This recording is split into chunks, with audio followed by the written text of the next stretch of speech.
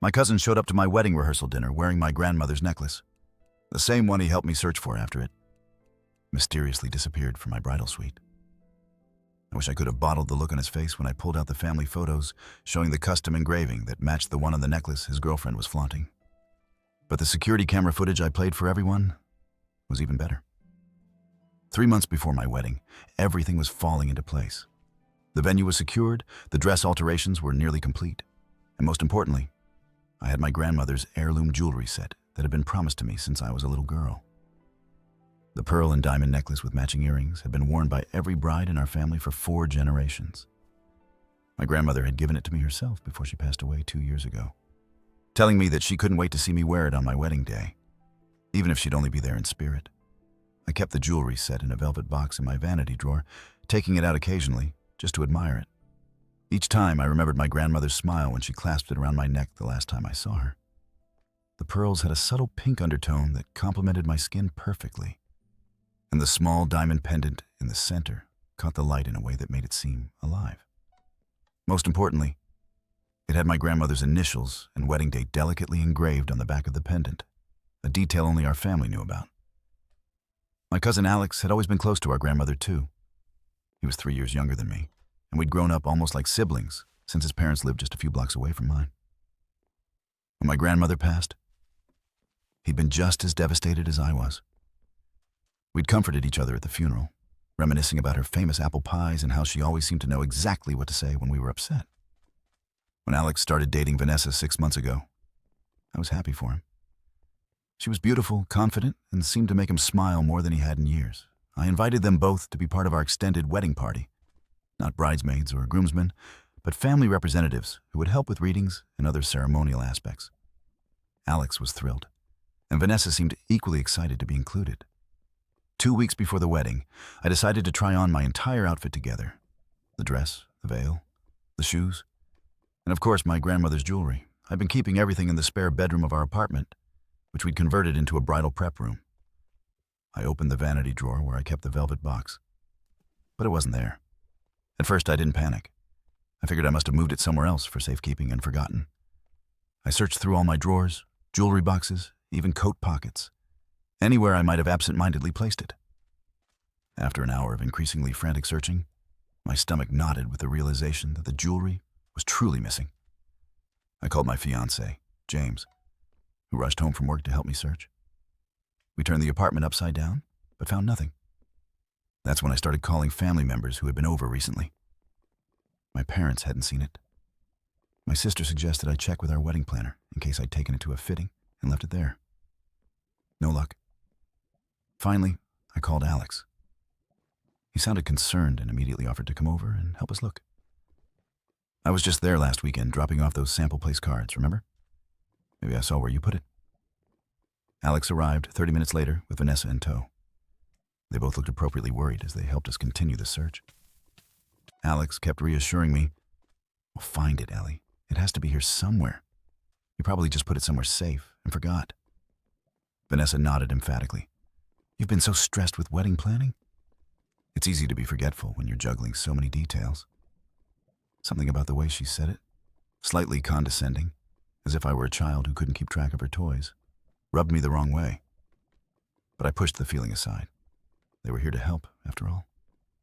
After another hour of searching, Alex put his hand on my shoulder. "Maybe you should file a police report, just in case, though I hate to even suggest it might have been stolen." "Who would have stolen it?" I asked, my voice breaking. "Only family and close friends have been here." "That's exactly why I don't think it was stolen," Vanessa interjected quickly. "It has to be misplaced. Have you checked under the bed? Or maybe you left it at your parents' house the last time you visited?" I had already checked all those places, but I nodded anyway. By the time they left, I was beginning to doubt myself. Had I been careless with something so precious? The thought made me sick with guilt.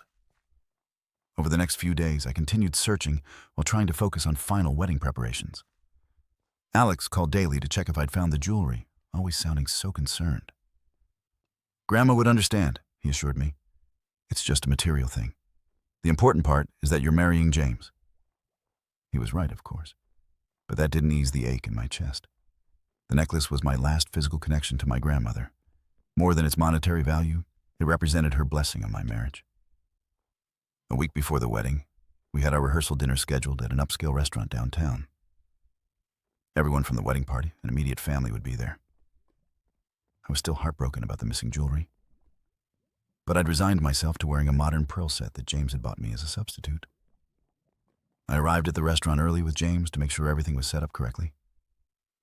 My parents arrived next, followed by my sister and her husband. Alex and Vanessa were fashionably late, making quite an entrance. Vanessa was wearing a stunning red dress that hugged her curves perfectly. As she air-kissed my cheek in greeting, something caught my eye. Around her neck was a pearl necklace with a diamond pendant. My grandmother's pearl necklace with a diamond pendant. Time seemed to slow down. I felt the blood drain from my face as I stared at the necklace. It wasn't just similar. It was identical, right down to the slightly uneven spacing of the third and fourth pearls on the left side that my grandmother had always meant to get fixed, but never did. "What a lovely necklace," I managed to say, my voice surprisingly steady despite the roaring in my ears. Vanessa's hand flew to it, fingering the pendant. "Thank you. Alex just gave it to me. Isn't it gorgeous?" I glanced at Alex, who was watching us with an odd expression, something between pride and nervousness. "It's beautiful," I said. "Where did you find something so unique, Alex?" He shrugged casually. "Just a vintage jewelry shop downtown. The moment I saw it, I knew it would look perfect on Vanessa." I nodded, excusing myself to the restroom, where I locked myself in a stall and tried to breathe through the rage and betrayal threatening to overwhelm me. There was no doubt in my mind. That was my grandmother's necklace. But I needed proof beyond my word against theirs. When I returned to the table, I was calm. Too calm, perhaps, because James gave me a questioning look. I squeezed his hand under the table and whispered, "Later." Throughout dinner, I couldn't stop staring at the necklace. Once I caught Vanessa noticing my gaze, and she smirked slightly before turning away to laugh at something my father had said. The arrogance of wearing stolen family heirlooms to a family function was staggering. After dinner, as everyone was mingling over coffee and dessert, I approached Vanessa again. "Your necklace really is stunning. The craftsmanship looks antique. May I take a closer look?" She hesitated for just a second before lifting the pendant toward me without removing the necklace. "Sure, Alex said it's probably from the 1940s or so." I leaned in, pretending to examine the front, while actually trying to glimpse the back where I knew my grandmother's initials would be. Vanessa shifted uncomfortably and dropped the pendant before I could see. "Careful with the clasp," she said. "It's a bit delicate." "Of course," I replied with a smile that didn't reach my eyes. "You know, it reminds me so much of my grandmother's necklace, the one that went missing." A flash of panic crossed her face before she composed herself. "Oh? Well, there are probably lots of similar vintage pieces out there." Alex appeared at her side, placing a protective hand on her waist.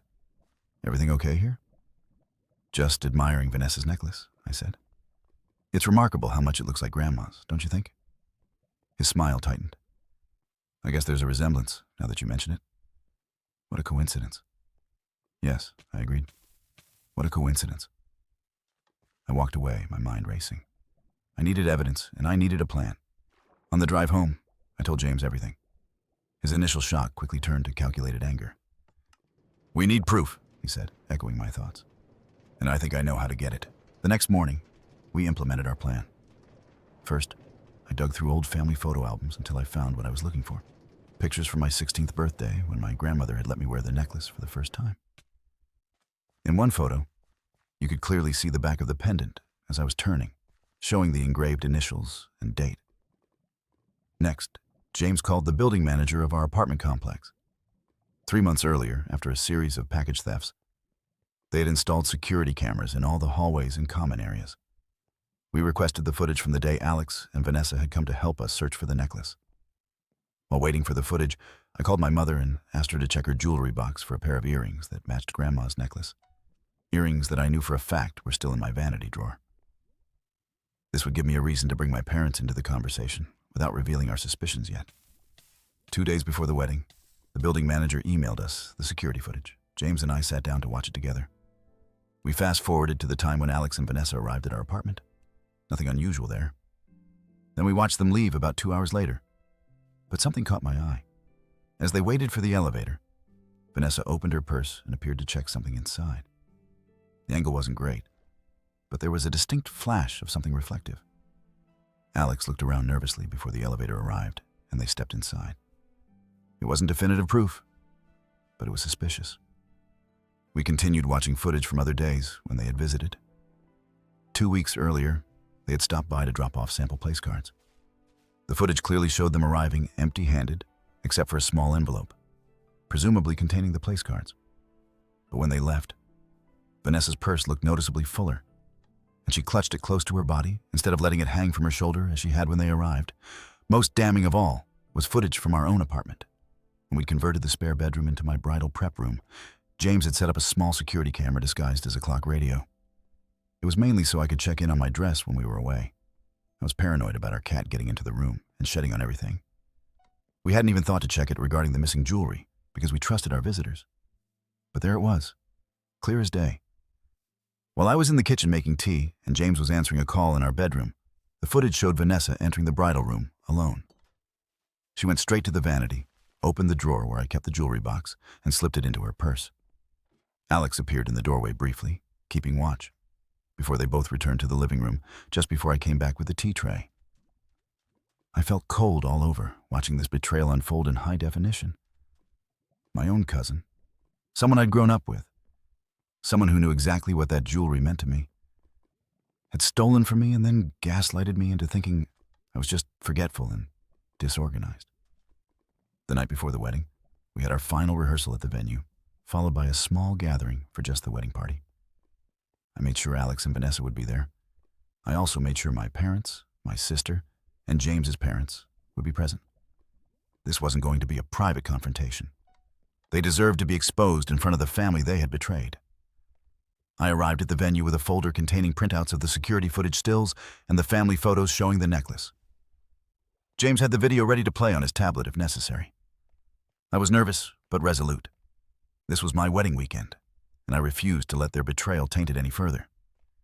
The rehearsal went smoothly.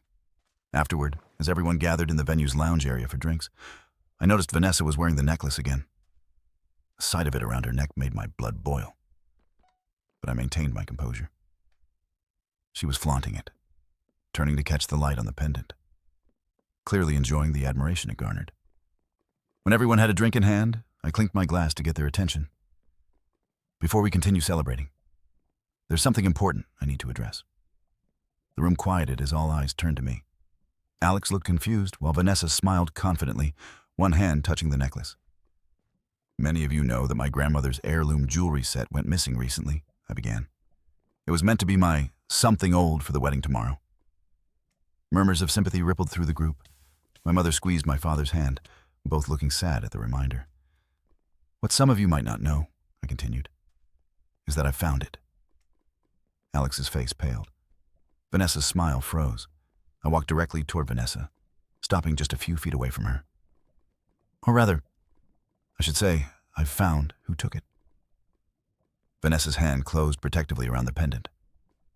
What are you talking about? I opened my folder and removed the first photo, a close-up of my grandmother's necklace showing the unique arrangement of pearls. This is my grandmother's necklace. I held up a second photo showing the back of the pendant with the engraving, with her initials and wedding date engraved on the back. Then I looked directly at Vanessa. The same necklace you're wearing right now. The room went completely silent. Alex stepped forward, placing himself slightly in front of Vanessa. Ellie, this is ridiculous. It's just a similar necklace. There are thousands of pearl necklaces out there. With the exact same uneven spacing between these pearls? I pointed to the photo. With the same tiny chip on this one here. And most importantly, with my grandmother's initials and wedding date engraved on the back. Vanessa's face had gone from confident to cornered in seconds. You're just jealous that Alex bought me something beautiful. This is a vintage piece we found at an antique store. Which store? James asked calmly. We'd be happy to talk to them about where they sourced it. I don't remember the name, Alex said quickly. It was just someplace downtown. I shook my head and pulled out the security camera stills. You don't remember because there was no store. What you do remember is taking it from my vanity drawer 2 weeks ago when you came over. I handed the photos to my father, who looked at them with with growing horror before passing them around. They clearly showed Vanessa taking something from my drawer and slipping it into her purse while Alex kept watch. "That could be anything," Vanessa protested, but her voice had lost its conviction. "There's video too," James said, holding up his tablet. "From multiple cameras, both in the apartment and in the hallway afterward." Alex's face crumpled. "Ellie, I can explain." "Explain what?" my father interrupted, his voice tight with anger. "Explain how you stole from your own cousin? How you let her believe she had lost your grandmother's precious keepsake? And then had the audacity to wear it to family functions," my mother added, looking at Vanessa with disgust. Vanessa suddenly changed tactics, turning to Alex with tears in her eyes. "You told me it was a family piece you were entitled to. You said your grandmother wanted you to have it."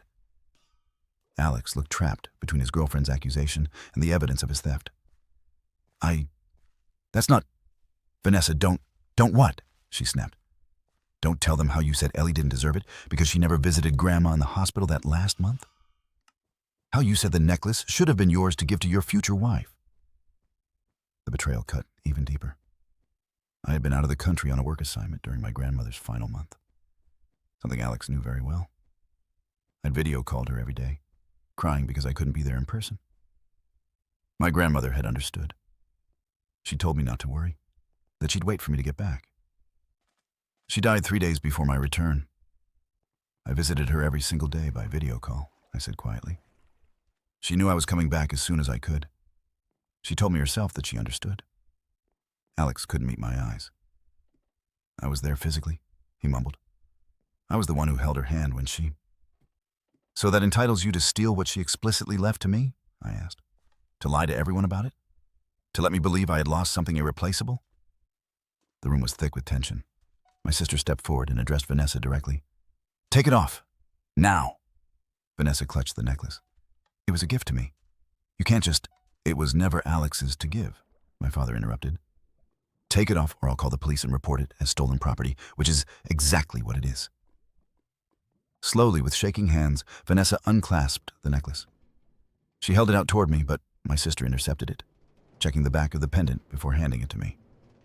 "The earrings, too," I said, remembering the complete set. Alex reached into his pocket and produced a small pouch. She hasn't worn them yet." I took the pouch and opened it to find my grandmother's pearl earrings nestled inside. The relief of having the complete set back was overwhelming, but it didn't erase the hurt and betrayal. "I think you should both leave," James said firmly. "And, needless to say, you're no longer welcome at our wedding." Alex looked devastated. "Ellie, please. It was a mistake. I was jealous and stupid. But we're family." "Family doesn't steal from each other," my mother said before I could respond. "Family doesn't lie and manipulate each other. You've broken that trust, Alex." "What about pressing charges?" James's father asked. He was a retired police officer and looked ready to make the call himself. I shook my head. "No.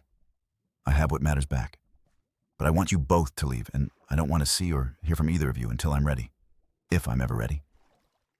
Vanessa was already gathering her things, clearly eager to escape the situation.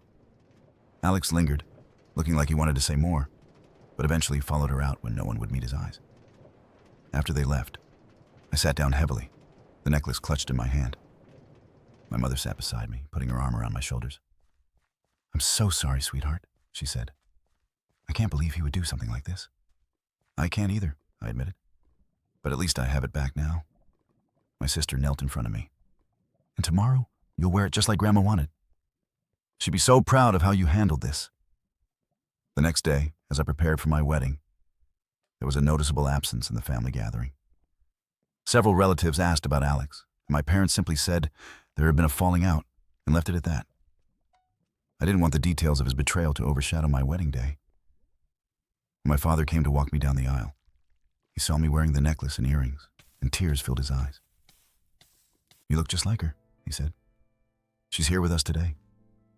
As I walked toward James, I felt a weight lifted. The jewelry around my neck wasn't just metal and stones. It was a connection to my past and a blessing for my future. And now it was free from the taint of betrayal and lies. Our wedding was beautiful, filled with genuine love and support from those who truly cared about us. In the months that followed, Alex tried to reach out several times with apologies and explanations. I wasn't ready to forgive him, though I didn't hold on to active anger either. Some trust, once broken, takes years to rebuild, if it can be rebuilt at all. Vanessa disappeared from his life shortly after the incident. According to my sister, who still spoke to his mother occasionally, she'd moved on to someone else within weeks. Apparently, family heirlooms weren't the only things she'd been interested in taking. A year later, on our first anniversary, James and I looked through our wedding photos. There was one of me getting ready, my grandmother's necklace catching the light as my mother helped clasp it around my neck. The pearls glowed with a soft luster, the diamond pendant sparkling like a tiny star. "It's where it belongs," James said, kissing my temple. I touched the photo gently. "Yes, it is." Sometimes I take out the jewelry set just to look at it, remembering both my grandmother and the lesson I learned about family, trust, and standing up for what's rightfully mine. The necklace rests in a new jewelry box now, one with a small but effective lock. Not because I don't trust the people in my life, but because I've learned that some things are too precious to leave to chance or blind faith. And someday, when the time comes, I'll pass it on to someone who will value not just its beauty or worth, but the story behind it. All of it. Even the parts about betrayal and redemption. Because in the end, what makes an heirloom truly valuable isn't just its history, but the truth that travels with it through generations.